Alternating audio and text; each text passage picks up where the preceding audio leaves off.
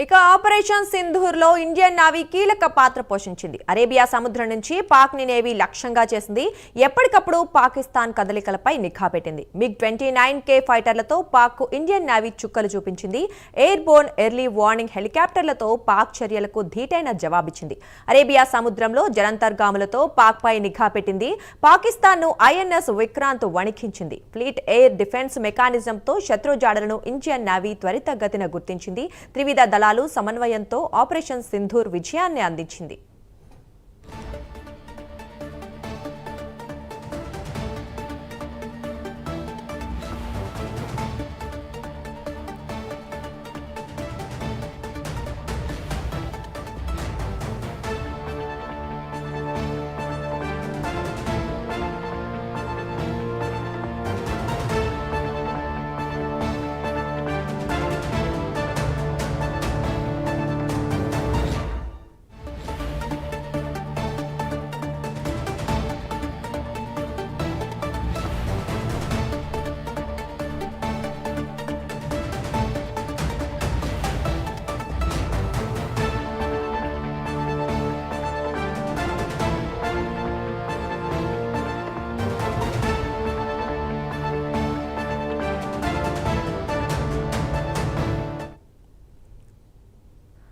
Right, ఇక ఇదే విషయం గురించి మరింత సమాచారం మా డిప్యూటీ ఇన్పుట్ ఎడిటర్ వాసు అందిస్తారు.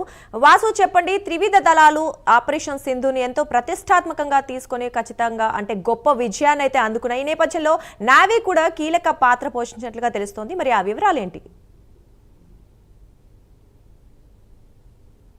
దుర్గా, ఎప్పుడు యుద్ధం జరిగినా సరే తూర్పు నావికా దళం ముందుంటుంది, చాలా అగ్రగామిగా ఉండి యుద్ధంలో ముందు పాల్గొంటుంది. అదేవిధంగా తూర్పు నావికా దళానికి కేంద్రమైన విశాఖలో ఈ తూర్పు నావికా దళం ప్రధానమైన అధికారులు అయితే ప్రధాన కార్యాలయం ఉంటుంది. ముఖ్యంగా ఇందులో సబ్మెరైన్ కూడా చాలా కీలక పాత్ర పోషించిందని చెప్పొచ్చు. ఎందుకంటే తూర్పు నావికా దళం ఎప్పుడు కూడా ముందు యుద్ధం చేస్తే ఇప్పుడు కూడా ఈ యుద్ధంలో కూడా మన ఈ 4 రోజులు జరిగిన యుద్ధంలో కూడా చాలా కీలక పాత్ర పోషించింది. నేవీ చాలా కీలక పాత్ర పోషించింది కాబట్టి పాకిస్తాన్ కూడా తోక ముడిచే పరిస్థితి కనిపిస్తుంది. సముద్ర జలాల నుంచి మొత్తం సముద్రం నుంచి కూడా యుద్ధం చేసే పరిస్థితి కనిపిస్తుంది.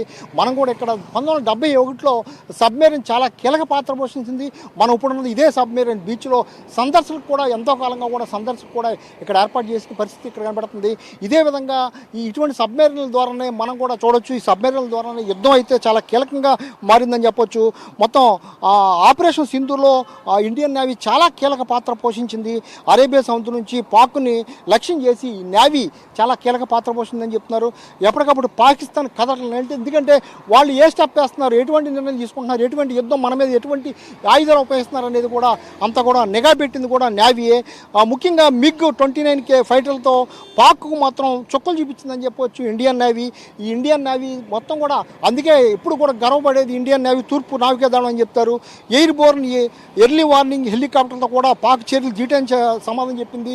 సముద్రం నుంచి కూడా ఈ హెలికాప్టర్ల ద్వారా వాళ్ళు ఏం చేస్తారో మొత్తం కూడా వాళ్ళకి సమాధానం చెప్పే పరిస్థితి కనిపిస్తుంది. ముఖ్యంగా అరేబియా సముద్రంలో జలంతర్గాములు ఇప్పుడు మనం చూస్తున్నటువంటి ఈ జలంతర్గాములు యుద్ధంలో ఎప్పుడు కూడా చాలా కీలక పాత్ర పోషిస్తాయి. ఇది సముద్రం అంతర్భాగం నుంచి కూడా ఆ శత్రు కదలికల్ని మొత్తం కూడా నిఘాని మొత్తం పెడతాయి. ఇటువంటి అంతర్గాముల ద్వారా కూడా ఇప్పుడు మనం తూర్పు నావికా దళం కీలక పాత్ర పోషించిందని కూడా చెప్తున్నారు. పాకిస్తాన్కి అయితే INS విక్రాంత్ చాలా గొప్ప, దాని గురించి అందరికీ తెలుసు. విక్రాంత్ గడగడలాడించింది. వాళ్ళందరూ కూడా సముద్ర తీరంలో ఒక బాహుబలిలాగా నిలబడి విక్రాంత్ అంతా గడగడలాడించింది. ఫ్లీట్ ఎయిర్ డిఫెన్స్ మెకానిజంతో శత్రు జాడలను త్వరితగతిని గుర్తించడం ఇండియన్ నేవీ ముందంజలో ఉంటుంది. అది కూడా సక్సెస్ అయింది. ఆ సమన్వయంతో మొత్తం త్రివిధ దళాలు కూడా సమన్వయంతో మొత్తం ఈ ఆపరేషన్ అయితే సక్సెస్ చేశారు. ఏదైనప్పుడు ఇండియన్ నేవీ పాత్ర చాలా కీలకమైంది.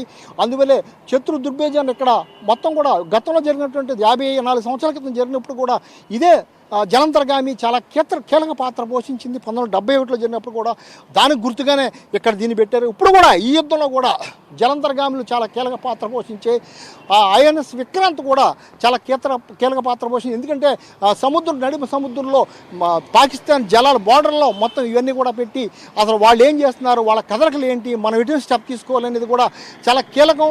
మనం గాలిలో యుద్ధం చేసే కన్నా సముద్రంలో చాలా కీలకంగా ఉంటుంది, చాలా కష్టంగా తరంగా ఉంటుంది. ఉంటుంది.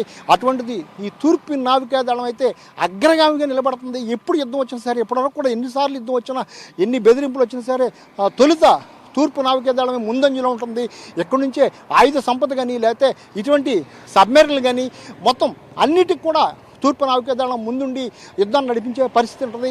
ఈ యుద్ధంలో కూడా నేను ప్రధాని చెప్పినట్టుగా కూడా మొత్తం అందరికీ సెల్యూట్ చేసినట్టుగా కూడా మనం కూడా సెల్యూట్ చేయాలి. ఈ తూర్పు నావికాదళానికి వీళ్ళు చాలా కీలక పాత్ర పోషించి ఆపదలో కానీ ఎవరున్నా సరే యుద్ధంలో కానీ మొత్తం చాలా కీలక పాత్ర పోషిస్తున్న నేవీ మాత్రం ముందుంటుందని చెప్పొచ్చు Durga. Right, thank you Vasu.